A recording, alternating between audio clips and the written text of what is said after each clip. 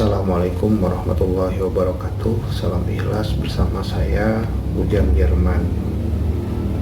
Hari ini masih suasana perayaan Idul Adha, di mana umat muslim sampai dengan saat ini masih melakukan peribadahan berupa penyembelihan hewan kurban sesuai dengan syariah.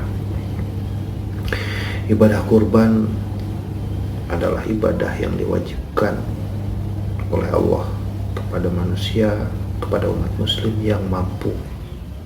Ini kata mampu ini yang perlu kita benar-benar maknai.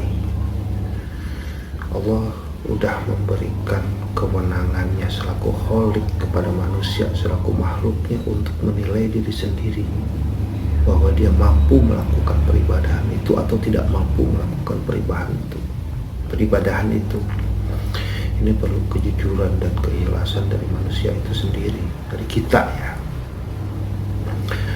Ibadah kurban bermula dari riwayat Nabi Ibrahim dan Nabi Ismail alaihissalam yang Allah wahyukan kepada Nabi Muhammad di dalam Al-Quran, di mana dalam riwayat itu Nabi Ibrahim diuji kesabarannya, diuji keikhlasannya.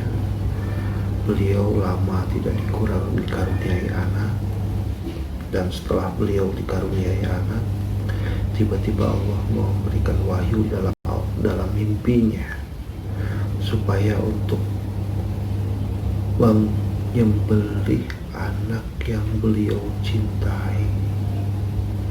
Bisa dibayangkan bagaimana sesuatu yang kita idam-idamkan lama tiba-tiba harus hilang dari diri kita. Di sini beliau dituntut kejujuran dan keikhlasan dalam menyampaikan wahyu itu kepada orang-orang di sekitar beliau yang beliau sangat cintai, yaitu anaknya, yaitu Nabi Ismail beserta istrinya. Ini makna yang dalam menurut saya, yang perlu kita hayati. Memang suasana Idul Adha kali ini di saat adanya pandemi COVID-19 di seluruh dunia, termasuk di kita di Indonesia, banyak orang-orang yang tiba-tiba kehilangan pekerjaan, tiba-tiba kehilangan sesuatu, ya nyawa juga, saudara, keluarga, karena meninggal gara-gara COVID-19 ini. Ini yang perlu saya sampaikan di sini. Banyak orang-orang yang susah ya di saat seperti ini. Saya berat untuk menyampaikan itu sebenarnya, tapi mari kita lihat ke sekeliling kita ya. Sekarang anak-anak kita udah mulai sekolah karena COVID-19. Di pemerintah mah kebijakan social distancing, jadi sekolahnya itu di rumah melalui online, itu melalui Zoom meeting, melalui apa aja sarana-sarana, sehingga tidak terjadi pertemuan antara murid dan guru ya. Kita lihat di situ. Tapi coba kita lihat di sekeliling kita. Saya sering mendengar, dan kebetulan saudara saya, kakak saya, guru, beliau bercerita bahwa ada orang tua murid yang tidak mampu untuk melaksanakan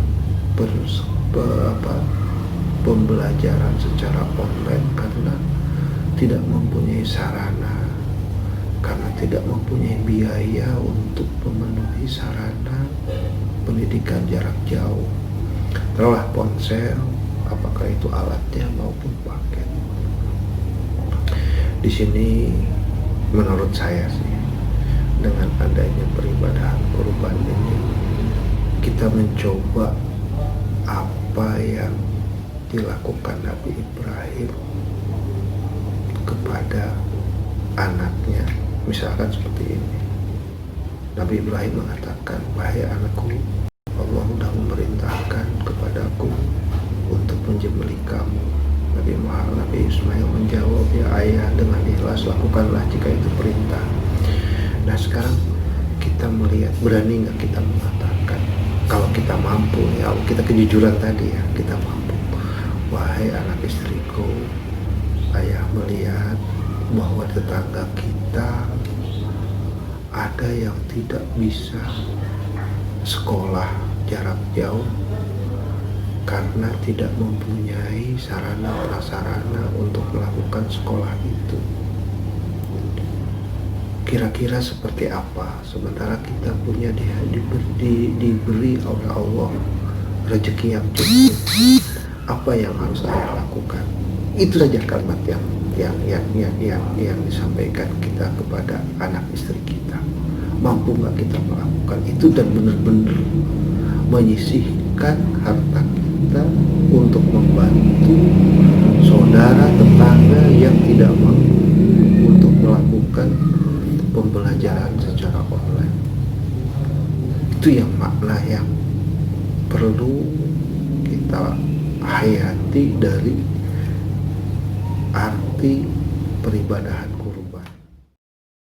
Mari kita maknai kurban ini untuk memupuk jiwa sosial kita.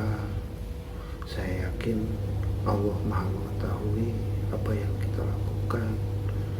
Saya yakin itulah yang Allah inginkan kepada kita, untuk berbuat baik, untuk beramal kepada sesama kita. Demikian. Assalamualaikum warahmatullahi wabarakatuh. Salam ikhlas.